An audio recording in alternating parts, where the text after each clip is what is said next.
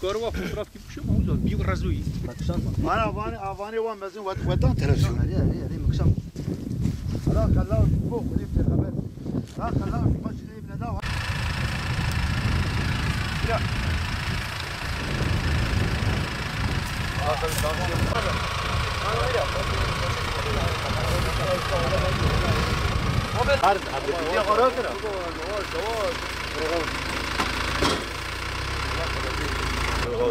Sen git Allah'a yaşam hepsi adamların içine abi.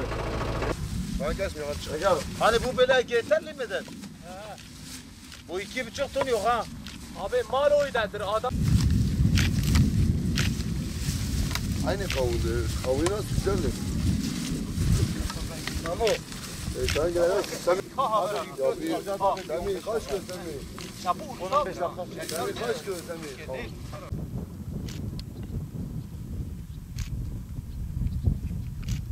Hadi.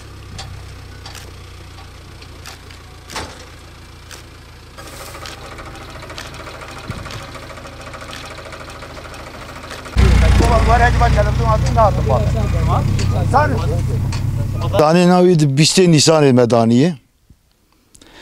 20 Nisan pe ve terazeleğiste. Terazeleğis kokte neiş. De pere çebu. Sadece medde torba gübre dahi ardi. O Khudaya Teala da pe terazer avahu dibinin beçava biye. O hat şebeş de belge zaten belgamet bravo. O hatın erzan dahi wan. Duruma şebeş isal son derece baş bu veremavi pır en azından bir kalaçi doluma 5 ton adı. Kilo mesela dolum dahi 1 milyara. Kilo iti 6000. Ana me biraz erzaniydi. Ana kaya rahat kedi bir çarşı. Düdüğünü vaade de siyah de ve avşvarzan. Tamam o iş merece ternabe son derece eklavi hoşi o ama bram millet بخوش virüs ejir pır başı.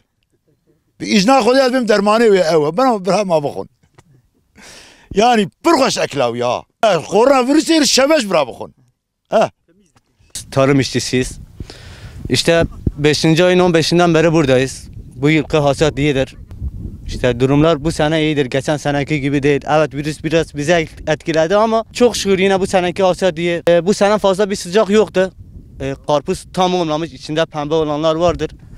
Ama o da biraz normaldir yani. Bu seneki güneşe o kadar etkilendik. Yani karpuzun da etkilenmesi normaldir. Tarlada karpuz 1 liradır. İşte hala gidene kadar, manavlara gidene kadar karpuz 2 lira, 2,5 lirayı buluyor. O da normaldir yani bu kadar işçilik var içinde. Kamyon nakliyatı filandır. Valla Diyarbakır karpuzu güzeldir. Adana, Konya'yı geçebiliyor tabi.